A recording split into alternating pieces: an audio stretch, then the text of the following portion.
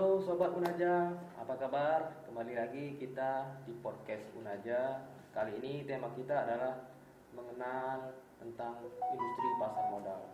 Untuk itu kita kedatangan tamu seorang wanita cantik ya, yang kemarin tepat pada tanggal 10 November Hari Pahlawan berulang tahun ya Bu ya. Ulang tahun keberapa nih Bu? Ini nih. Ya kayaknya masih muda. Dikasih tahu nggak ya? Oke. Jadi beliau adalah Bu Fasa Fauzia, betul Bu ya? Bu Fasa Fauzia, Kepala Kantor Bursa Efek Indonesia cabang Provinsi Jambi. Boleh Bu dikenalkan dulu Bu dengan sobat-sobat Unaja? Ya. Halo Sobat Unaja, perkenalkan nama saya Fasya Fauzia dari Bursa Efek Indonesia Kantor Perwakilan Jambi. Itu aja kali ya Pak ya. Tadi belum dijawab Bu pertanyaan Ibu, kemarin ulang tahun keberapa Bu? Oh, 13 tahun yang lalu. Nah, berarti 13 dijumlahkan. Oke, berarti Udah masuk kepala 3. Kepala 3 yang masih sangat muda sekali, tapi sudah memimpin sebuah lembaga Bu ya, lembaga di Provinsi Jambi. Wah, excited banget. Gini Bu, tema kita pada hari ini itu tentang industri pasar modal sebenarnya. Saya rasa banyak juga kemarin DM yang masuk ke Unaja Official dan ke pribadi IG saya menanyakan, Fasa itu sebenarnya bekerja di mana di Bursa Efek Indonesia? Tadi kan sudah dijawab. Bursa Efek Indonesia itu apa sih sebenarnya gitu? Dan kantornya di Jambi ini di mana Bu posisinya gitu? Nah itu Bu, boleh dikenalkan dulu Bu, dari lembaga mana, kemudian kantornya di mana, bergerak dalam bidang apa gitu nah. Iya, baik. Jadi buat Sobat Unaja sekalian yang belum tahu ya Bursa Efek Indonesia itu apa. Jadi Bursa Efek Indonesia itu merupakan fasilitator. Nih kalau bahasa agak ribetnya ya, fasilitator penyelenggara pasar modal di Indonesia gitu. Jadi kalau misalnya sederhananya nih di pasar biasa itu ada fasilitatornya, ada penyelenggaranya, ada dinas pasarnya lah gitu. Nah kalau di pasar modal di Indonesia, jadi dinas pasarnya ya, fasilitatornya itu adalah Bursa Efek Indonesia. Nah di Jambi itu udah ada kantor perwakilan, jadi bukan kantor cabang ya, kantor perwakilan ya. Jadi kita representative office dari Bursa Efek Indonesia yang ada di Jakarta. Jadi kantor kita itu di Tugu Juang. Jadi buat yang belum tahu, kalau biasanya main ke Tugu Juang sore-sore ya kan, terus biasanya rame tuh malam mingguan, hari Minggu ya. Pas musim duren kan Bu, banyak duren jajaran sana. Betul sekali. Banyak duren di depan kantor kita. Iya, biasanya seperti itu. Iya. Nah, itu lokasi kita tuh persis di samping Tugu Juang. Tapi kalau pas weekend kita lagi nggak buka sih, kalau malam-malam ya. Nah, jadi kalau misalnya mau datang ke kantor kita bisa hari Senin sampai hari Jumat. Nah, kita buka biasanya di luar masa pandemi, itu lokasinya persis di Tugu Juang, di sampingnya Tugu Juang, sampingnya nasi uduk Yesi. Kalau yang udah familiar di depan Sate Edi Bu ya. Seberang Sate Edi, di sampingnya Sate Tugu. Nah, gitu. Jadi Bursa Efek Indonesia ini merupakan lembaga pasar modal Indonesia satu-satunya di Indonesia. Nah, kalau misalnya negara tetangga tuh juga punya bursanya sendiri gitu. Jadi pasar modal ya ada Bursa Malaysia. Kalau di Singapura tuh ada Singapore Stock Exchange. Nah, kalau di Indonesia itu ada Indonesia Stock Exchange. Jadi jadi kalau misalnya lihat di papan nama kantor kita itu depannya itu ada BEI-nya, Bursa Efek Indonesia-nya, tapi yang lebih gede ada logonya IDX. Nah, IDX itulah Indonesia Stock Exchange gitu Pak Evan. Berarti untuk masyarakat umum boleh berkunjung ke Bursa Efek Indonesia, tidak untuk kemungkinan apakah hanya dibatasi hanya mahasiswa, hanya pelaku investor saham atau gimana Bu? Jadi kalau untuk datang ke kantor kita sebenarnya kalau di luar masa pandemi ini bebas mau datang. Jadi biasanya yang datang ke kantor kita bisa dalam keperluannya untuk pembukaan rekening karena di sana ada perusahaan sekuritas, bisa mau konsultasi investasi yang legal di bawah naungan Otoritas Jasa Keuangan ke Bursa Efek Indonesia. Terus buat mahasiswa kalau misalnya cari referensi untuk tesis atau skripsi ya, penelitian, biasanya juga datang ke kantor kita untuk cari data, ataupun ya investor yang butuh data banyak, buku-buku tentang pasar modal. Nah, kita itu menyediakan gratis buat investor di pasar modal Indonesia. Oke, baik. Jadi peran Bursa Efek Indonesia dalam industri pasar modal ini apa sebenarnya, Bu? Kemudian yang kedua, apa sih bedanya, Bu, pasar modal dengan pasar tradisional yang paling nyata gitu? Bedanya antara pasar modal dengan pasar tradisionalnya apa sih sebenarnya gitu? Ya, jadi sebenarnya kalau misalnya kita lihat lagi ke literatur nih ya, jadi ada yang namanya di industri keuangan itu pasar keuangan. Jadi secara umumnya, secara luasnya itu pasar keuangan. Pasar keuangan itu dibagi-bagi lagi. Jadi ada pasar uang, ada pasar modal, ada pasar berjangka. Nah, kalau pasar uang sendiri itu adanya di perbankan. Oh, di perbankan. Nah, kalau pasar modal, nah inilah adanya di industri pasar modal tuh ada Bursa Efek Indonesia. Jadi segala sesuatu yang kaitannya dengan efek. Nah, efek ini nama lainnya adalah sekuritas. Sekuritas itu atau efek adalah surat berharga. Jadi aktivitas di pasar modal itu memperjualbelikan efek. Terus kemudian yang ketiga, kalau dalam pasar keuangan ada juga yang disebut dengan pasar berjangka. Pasar berjangka. Nah, jadi ketiga lembaga ini itu punya peran yang berbeda-beda. Kalau pasar uang, bank, aktivitasnya adalah simpan pinjam ya, simpan duit, terus nanti disalurkan dalam bentuk kredit Ya, gitu ke masyarakat. Kalau di pasar modal, aktivitasnya adalah jual beli efek. Nah, sementara kalau di pasar berjangka, nah ini adalah turunannya. Jadi ibaratnya ini pasar kontrak gitu. Jadi aktivitasnya tujuannya adalah untuk hedging. Nah, bedanya antara kalau misalnya tadi Pak Evan nanyain pasar modal dengan pasar tradisional apa sih gitu. Nah, kalau misalnya di pasar tradisional kegiatan kita adalah konsumsi ya, aktivitasnya sifatnya konsumtif.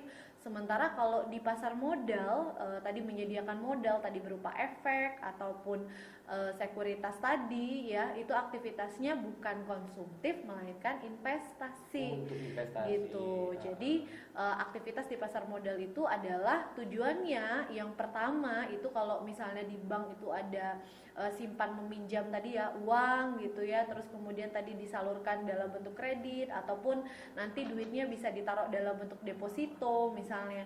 Tapi kalau misalnya di pasar modal sendiri, jadi nanti ini menjadi salah satu alternatif perusahaan. Kalau misalnya perusahaan datang ke bank sifatnya dia minjem duit, nah kalau misalnya di pasar modal dia bisa melakukan yang namanya sharing kepemilikan. Sharing kepemilikan. Ya, jadi sharing kepemilikan apa? Sharing kepemilikan saham gitu misalnya ya. Terus kemudian juga kalau di pasar uang itu sifatnya jangka pendek, tapi kalau di pasar modal itu sifatnya jangka waktunya itu lebih panjang gitu. Jadi kalau anak ekonomi itu ada neraca, lihatnya ya, ada sisi kiri dan sisi kanan harus seimbang ya kan, antara pemasukan dan pengeluaran. Nah, jadi pemasukannya kalau yang ada yang namanya kewajiban lancar itu berasal dari bank. Sementara kalau misalnya kewajibannya tadi tidak lancar, nah artinya ini jangka panjang banget.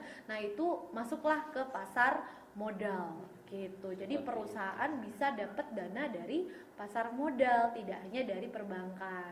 Investor itu dia bisa berinvestasi ke perusahaan tersebut gitu. Jadi aliran dananya kalau di pasar modal, penjual dan pembelinya itu ada emiten tadi perusahaan go public dengan investor yang investasi ke perusahaan tersebut.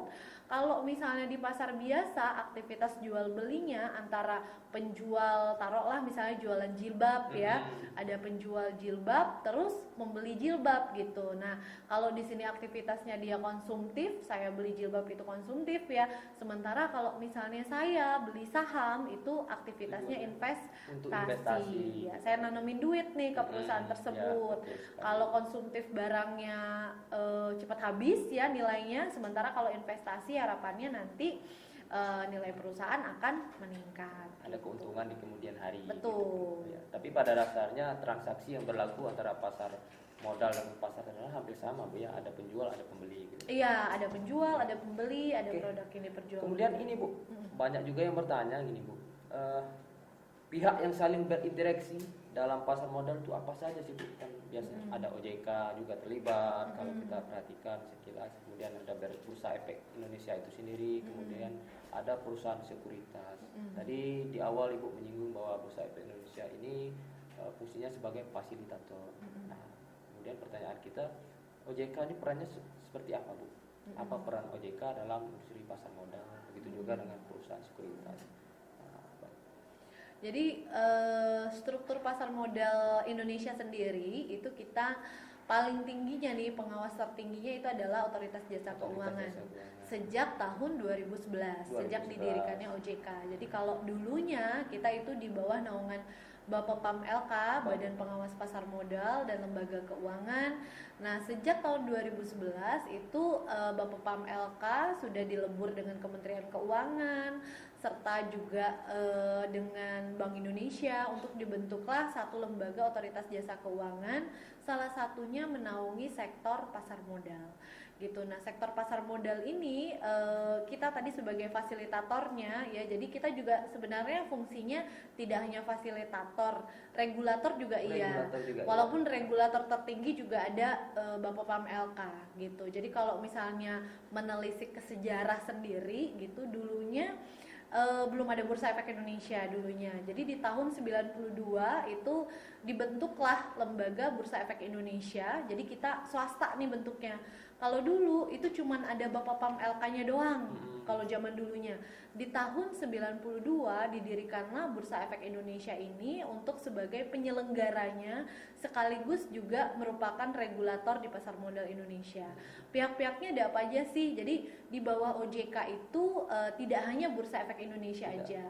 Jadi ada namanya lembaga clearing dan ada lembaga custody namanya. Jadi kita itu lembaga clearing dan custody-nya itu, clearingnya itu disebut dengan KPEI, Clearing Penjaminan Efek Indonesia. Dan kalau untuk yang custody-nya adalah Kustodian Sentral Efek Indonesia, KSEI betul Pak. Jadi ada IDX, ada KPEI, ada KSEI, itu merupakan self regulatory organization. Jadi istilahnya ini singkatannya SRO. Ketiga lembaga ini punya peraturan sendiri di industri pasar modal. Ketiga lembaga ini di bawah naungan Otoritas Jasa Keuangan. Nah, di bawah itu lagi itu ada namanya perusahaan sekuritas gitu. Jadi perusahaan sekuritas itu ibaratnya ya, tadi kalau misalnya kita ibaratkan mall, ini kita ibaratkan mall pasar ya di sini ya. Pasar, Bursa Efek Indonesia itu sebagai dinas pasarnya.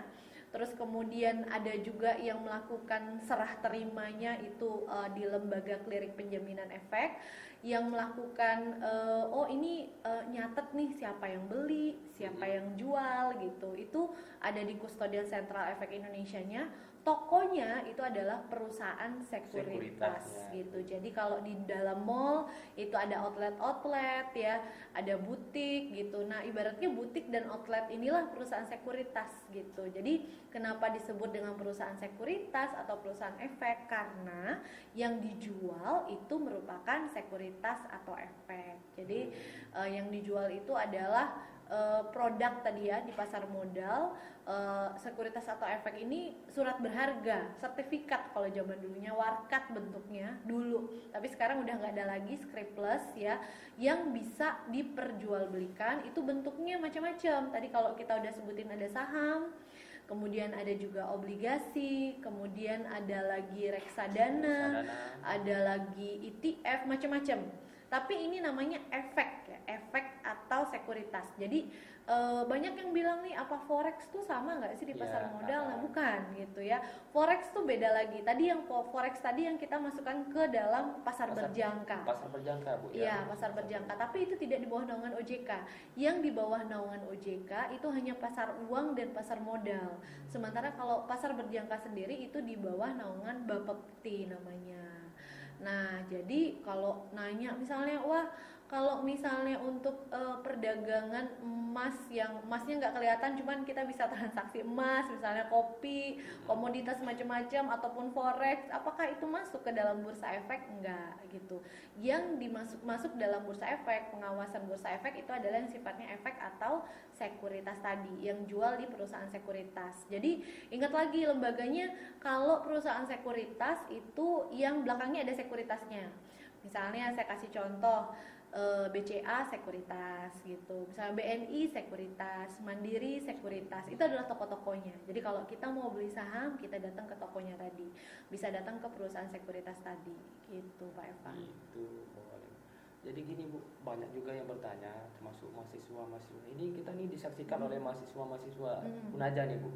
Jadi mereka banyak yang bertanya, mungkin sebagian tertarik untuk melakukan transaksi di pasar modal sebagai investor gitu. Gimana sih Bu cara berinvestasi di pasar modal? Iya, jadi gampang sekali ya kalau anak milenial nih biasa suka buka aplikasi tadi belanja online. Tadi kan kita cerita pasar ya, tadi tujuannya untuk konsumtif, bisa datang ke Shopee, Tokopedia, Bukalapak, macam-macam. Sekarang kan ada banyak sekali e-commerce di Indonesia.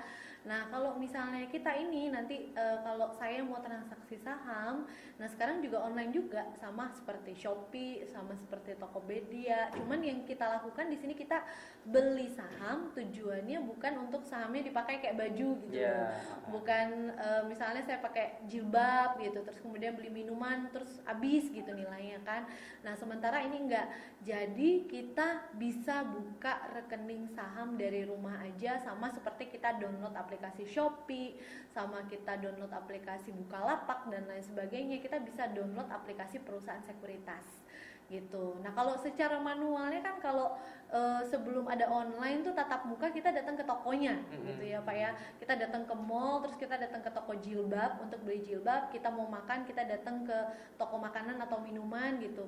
Terus kemudian kalau misalnya saya mau buka rekening saham, ya saya datang ke toko saham gitu. Jadi kalau manualnya kita datang ke perusahaan sekuritas, tapi kalau mau yang online yang praktisnya, buka rekening dari rumah aja. Nah, buka rekening dari rumah aja caranya gimana? Bisa buka website ya. Kalau websitenya itu idx.co.id teman-teman ya. Atau kalau udah tahu nih gambarannya, saya pengen buka rekening di salah satu perusahaan sekuritas, kita tinggal searching aja di Play Store misalnya, ataupun kita cari di Google, buka rekening di perusahaan Indo Premier misalnya. Buka rekening kalau Unaja bentar lagi sama Sukor Sekuritas. Nah, itu bisa tinggal buka dari handphone kalian, terus udah gitu nanti mengisi dari aplikasi tersebut ataupun di website perusahaan sekuritas, terus isi form ya, dan harus ada syaratnya. Syaratnya apa? Minimal sudah cukup umur 17 tahun 17 ya. tahun ya. Kalau saya 17 tahunnya 13 tahun yang lalu tadi kan. Jadi kalau mau nanti buka rekeningnya itu syaratnya adalah satu, punya KTP. Yang kedua itu kalau udah bekerja itu lebih baik mencantumkan NPWP jika sudah ada. Kalau nggak ada gimana, nggak apa-apa. Terus yang ketiga, rekening tabungan. Nah, jadi mudah sekali berarti Bu ya. Mudah sekali, hanya KTP dan rekening tabungan gitu. Ya, baik. Cuman yang jadi masalah kita juga seperti ini Bu. Saya pernah meneliti juga. Masyarakat kita cenderung untuk berinvestasi itu pada barang-barang yang tangible, artinya barang-barang yang nampak, emas, tanah dan lain sebagainya. Karena itu tadi, karena pertama adalah mereka kurang memahami, kurang mengetahui apa itu saham. Artinya mereka masih kurang percaya Bu, kurangnya trust mereka terhadap investasi saham ini tadi gitu. Nah, bagaimana Bu trik-trik dari Bursa Efek Indonesia ini untuk meyakinkan masyarakat bahwa berinvestasi saham di Bursa Efek Indonesia, di perusahaan sekuritas ini adalah nyata gitu. Bahkan pernah saya dengar juga presentasi dari Ibu bahwa keuntungan yang akan didapatkan jika kita berinvestasi saham dibandingkan emas dan lain sebagainya itu lebih tinggi dibandingkan dengan yang investasi yang lainnya. Seperti apa Bu? Oke, jadi memang image di masyarakat ya, salah satunya adalah kalau saya investasi harus kelihatan bentuknya gitu. Memang dulu sih sebenarnya kelihatan bentuknya, sekarang juga sebenarnya kelihatan juga bentuknya, karena yang kita beli saham itu adalah beli perusahaan. Perusahaan ada nggak bentuknya? Ada bentuknya. Misalnya kalau misalnya ditanya lagi Unaja nih, Unaja kan merupakan salah satu bagian dari emiten yang ada di Bursa Efek Indonesia gitu. Kalau ditanya sahamnya di perusahaan mana nih, salah satunya Unaja nih contohnya gitu ya. Nah jadi image di masyarakat ini mungkin karena masih kurangnya, dulu itu masih kurang sekali literasi inklusi di pasar modal ini, karena identiknya kalau investasi di pasar modal itu mahal dulu gitu, sehingga orang-orang itu enggan untuk investasi di pasar modal. Nah, sementara kalau sekarang itu investasi di pasar modal itu sudah sangat murah. Dan kalau dulu mungkin kebanyakan perusahaan-perusahaan yang invest lagi ke perusahaan-perusahaan besar yang ada di Bursa Efek Indonesia. Nah, kalau sekarang itu semua orang tadi minimal udah punya KTP tuh udah bisa berinvestasi di pasar modal. Jadi kalau saya balikan lagi, bentuknya seperti apa tadi ya? Saham. Jadi saham itu merupakan bukti kepemilikan perusahaan ya. Nah, jadi kalau misalnya saya ini mengklaim bahwa saya nih yang punya Unaja, buktinya apa gitu? Buktinya harus ada apa? Ada sertifikat, ada Unajanya gitu. Saya nih yang punya tanah 1 hektar di mana, saya cuma bilang saya punya tanahnya, ada tanahnya, tapi sertifikatnya nggak ada. Bisa diklaim nggak itu punya saya? Enggak. Nah, jadi kalau saham itu sertifikatnya, kalau zaman dulunya ya, warkat ya, warkat bentuknya, sertifikat sama ya, sertifikat kalau bukti kalau saya punya perusahaan. Jadi mengklaim nih bahwa saya punya perusahaan besar, paling besar di Jambi, buktinya apa? Saya punya sahamnya gitu. Jadi memang orang-orang ya sebenarnya sih praktek untuk investasi saham yang di luar Bursa Efek Indonesia itu sebenarnya sudah banyak gitu ya. Artinya misalnya teman-teman punya dana nih, misalnya masing-masing punya 5 juta, terus kongsi 3 orang 15 juta. Terus kemudian bikin misalnya angkringan gitu, angkringan modal 15 juta. Terus bertiga nih, ada si A, ada si B, ada si C. Si A itu punya duit 5 juta, si B punya duit 5 juta, si C punya duit 5 juta. Masing-masing persentasenya berarti 5:15 ya. Berarti artinya masing-masing 33% lah. 33% punya kepemilikan. Itu saya punya saham di angkringan tersebut. Tapi angkringan itu belinya tidak lewat Bursa Efek. Karena apa? Karena angkringannya bukan perusahaan publik gitu. Nah, kalau di Bursa Efek Indonesia, perusahaan yang kita beli itu merupakan perusahaan publik gitu, perusahaan yang labelnya PT, belakangnya ada TBK. Kalau angkringan tadi ada nggak belakangnya TBK? Nggak ada. Artinya tadi cuma 3 orang yang punya. Tapi kalau masuk di pasar modal, yang punya itu bukan cuma 3 orang, tapi ratusan orang. Minimal ada 300 orang pemegang saham. Nah, ini juga banyak orang yang nggak tahu gitu kan. Jadi sebenarnya kalau misalnya tadi usaha angkringan minimal modalnya tadi 5 juta, kalau lewat pasar modal tadi ya beli sahamnya, itu sahamnya bukan milik 3 orang lagi, tapi ada ratusan orang, bahkan ada jutaan orang, sehingga harga sahamnya lebih murah nggak? Lebih murah karena dipecah menjadi lebih kecil sekali gitu. Jadi paling murah harga saham Rp50, saya beli itu minimal 1 lot. Jadi 1 lot itu sama dengan 100 lembar saham, ya. Nah, kenapa lembaran? Karena zaman dulu tuh bentuk sertifikat ya lembaran gitu. 100 dikali 50 berarti 5.000. 5.000 rupiah saya sudah bisa beli saham di Bursa Efek Indonesia. Tapi nggak cuma 50 rupiah aja, ada yang harganya 100 rupiah, ada yang harganya 1.000 rupiah, ada yang harganya 10.000, ada juga yang harganya puluhan ribu rupiah gitu, macam-macam. Nah, ini menarik ini, Bu. Pertanyaan berikutnya seperti ini, Bu. Kira-kira menurut Ibu, kenapa sih perusahaan itu menerbitkan saham? Atau mereka kekurangan modal? Apakah mereka punya target yang lebih tinggi dari sebelumnya sehingga mereka memerlukan modal untuk untuk mencapai target tersebut. Kira-kira seperti apa, Bu? Kenapa sih perusahaan itu menerbitkan saham?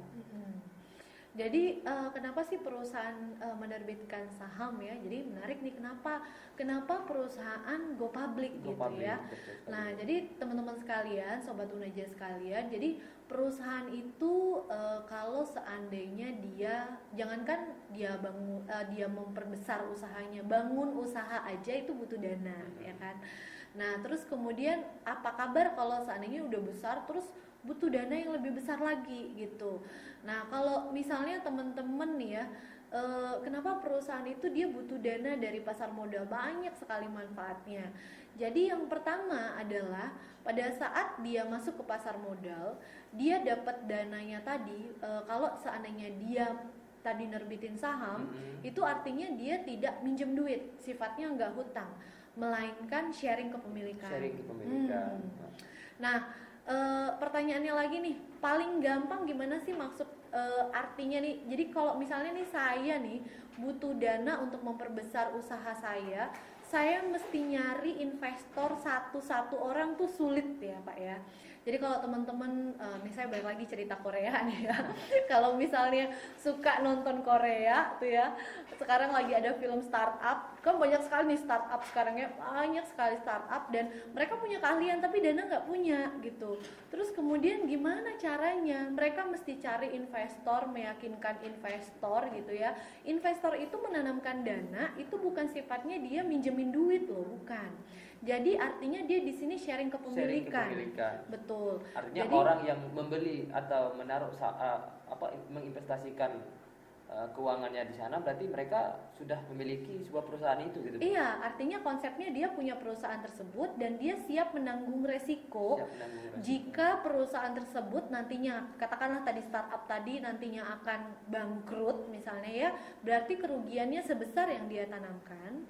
Kalau seandainya dia untung juga sebesar yang dia tanamkan juga gitu. Jadi konsepnya di sini adalah kalau secara syariahnya mudorobah, musyarakah ya. Jadi sharing kepemilikan. Jadi sama-sama untung ya rugi juga ditanggung sama-sama gitu. Itu. Berarti ada juga risiko ya. Betul, ada pasti ada dua sisi mata uang di sini ya. Ada yang sifatnya tadi potensi keuntungan ataupun yang kedua ada yang namanya potensi kerugian gitu. Nah, jadi perusahaan ini butuh dana ya tentunya macam-macam tujuannya.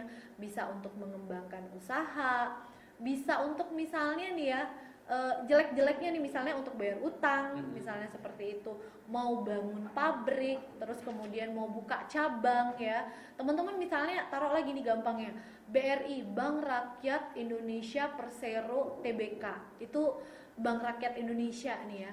Nah, BRI ini juga merupakan emiten. Tadi kan belakangnya ada TBK-nya juga. Tercatat di Bursa Efek Indonesia. Jadi teman-teman bisa lihat ya, zaman dulu tuh BRI mungkin nggak sampai ke pelosok daerah. Dia dapat dana untuk bangun cabangnya di berbagai macam pelosok daerah. Salah satunya adalah lewat pasar modal.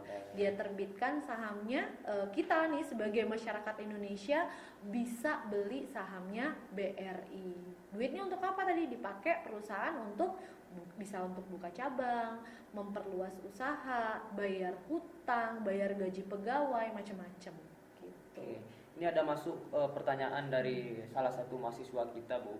Jadi dari Fadia Astrid Nur ya.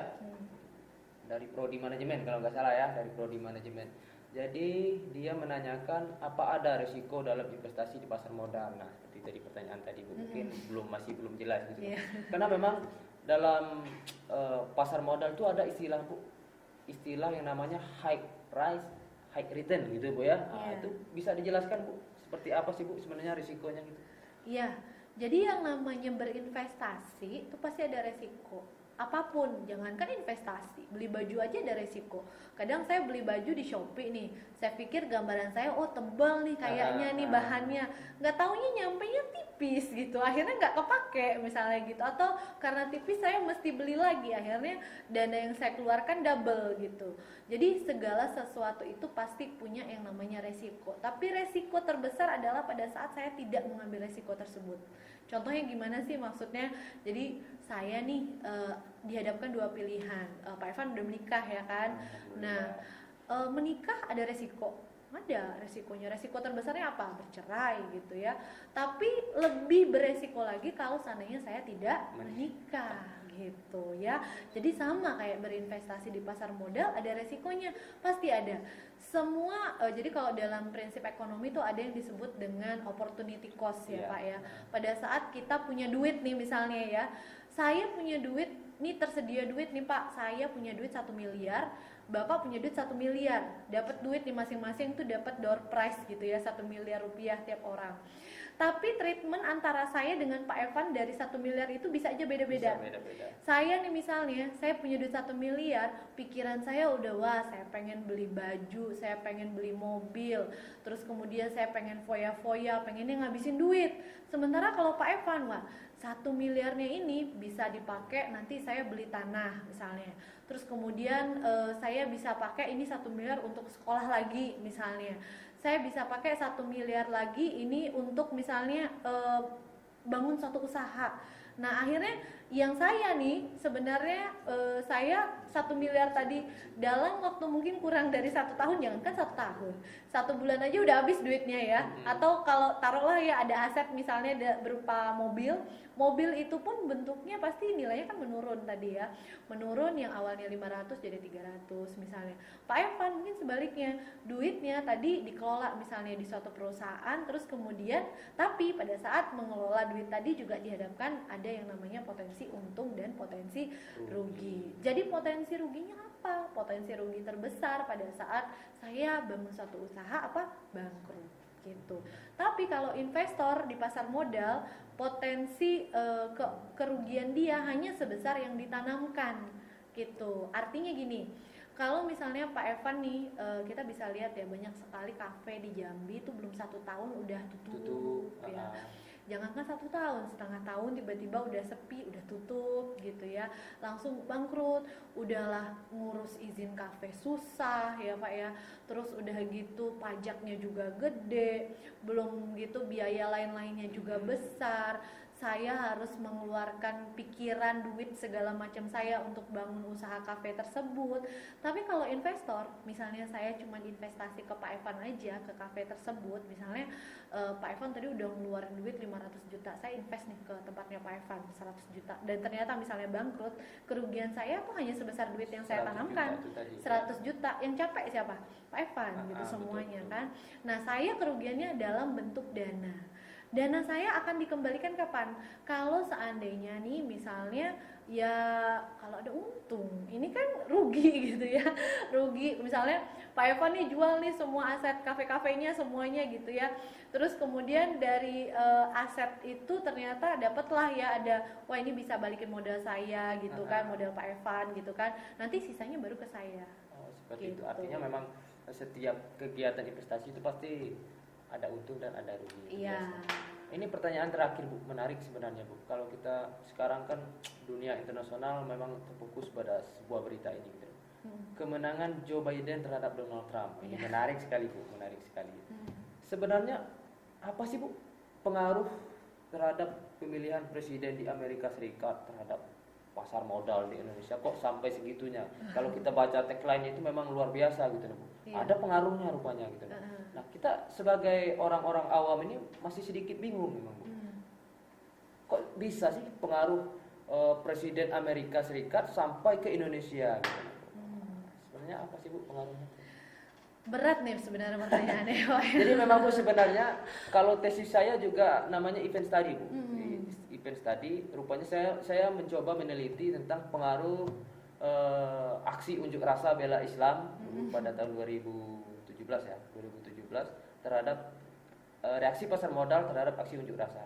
Rupanya memang bereaksi, tapi walaupun tidak signifikan. Nah, tapi ini kita berbicara lebih jauh lagi gitu Bu. Kita berbicara di Amerika Serikat di sana. Kok bisa berpengaruh di Indonesia? Nah, seperti apa kira-kira Bu? Ya, jadi sebenarnya Sebenarnya sih saya belum berhak menjawab penuh ya. Biasanya analis yang menjawab ini, tapi coba saya kaitkan ya logikanya ya buat sobat Unaja sekalian. Nah, jadi pasar modal itu dia sangat sensitif dengan informasi. Betul. Tadi ya, event study itu merupakan salah satu teori yang mengkaitkan berbagai macam event itu reaksinya kepada pasar modal seperti apa gitu ya. Nah, jadi kalau Joe Biden ini sebenarnya apa sih? Jadi gini, di suatu pasar ya, namanya ada beli jual, ada mekanisme permintaan, ada penawaran ya. Jadi pasar modal itu refleksinya ini prakteknya perekonomian yang udah teman-teman pelajari selama kuliah gitu ya.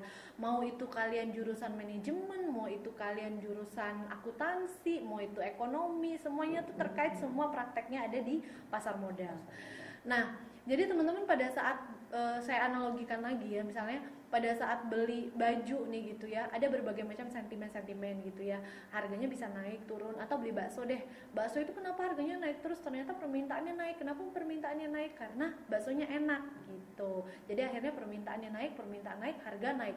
Orang-orang mikir ya karena itu bakso satu-satunya terenak yang ada di suatu kota tersebut, ya udahlah nggak apa-apa harganya naik, toh juga ini paling enak gitu. Akhirnya orang berani untuk beli di harga yang lebih tinggi. Nah, kalau di pasar modal sama prinsipnya juga seperti itu. Jadi ini merupakan salah satu yang kalau kita kategorikan sebagai sentimen positif di pasar modal ya. Jadi kalau presiden sebelumnya ini ada Donald Trump ya. Donald Trump itu lumayan cukup heboh ya kemarin ya, heboh banget, berbagai macam tindak tanduknya, even tweetnya pun heboh gitu, twitternya ya, sekali twitternya ada mentweet segala sesuatu hal itu akan berdampak ke pasar modal gitu. Kenapa seperti itu ya? Trump Jadi effect, ya? Trump effect betul. Kalau yang ini Joe Biden effect. Joe Biden. Nah, kalau Trump effect kemarin ya banyakkan mungkin ya kalau saya simpulkan banyakkan negatifnya ya, karena banyak sekali kebijakannya yang kontroversial dibandingkan yang tidak gitu. Kalau yang positif pasti akan terpengaruh positif. Jadi pasar modal itu kalau seandainya perekonomian semakin baik, maka IHSG akan semakin tinggi.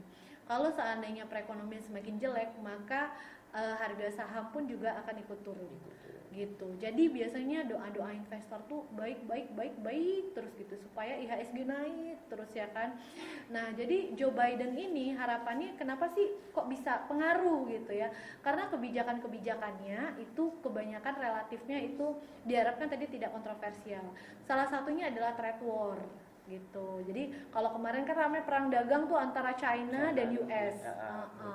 Jadi ya US nggak mau kalah, China juga pasang ini juga kan.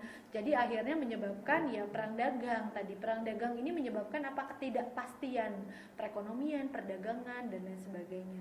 Diharapkan nanti dengan adanya Joe Biden ini, beliau udah menyampaikan dalam pidatonya segala macam ya, bahwa beliau akan nantinya ini berbagai kebijakannya nanti akan lebih sifatnya ya lebih longgar dengan China sendiri gitu. Jadi lebih defensif, lebih apa namanya, mereka akan membangun perdamaian lah gitu istilahnya, kabarnya dengan China, dan ini memberikan dampak yang positif gitu. Jadi artinya nanti untuk negara-negara berkembang, salah satunya di Indonesia sendiri, emerging market, termasuk juga untuk negara-negara di Asia ya, harapannya nanti akan terjalin suatu hubungan multilateral ya, hubungan perekonomian yang baik antar negara-negara tersebut, sehingga nanti ya harapannya perekonomian akan semakin baik. Apalagi sekarang kabar-kabarnya vaksin udah ada yang bagus nih ya.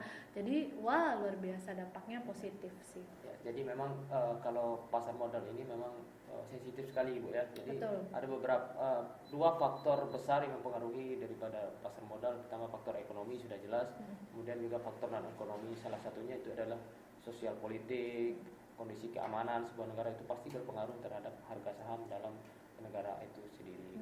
Baik, terima kasih Bu Pasha. Jadi sedikit informasi buat Sobat Unaja bahwa insya Allah pada tanggal 9 Desember kita akan meresmikan galeri investasi kita yang bekerjasama dengan Bursa Efek Indonesia dan juga perusahaan Sukor Sekuritas.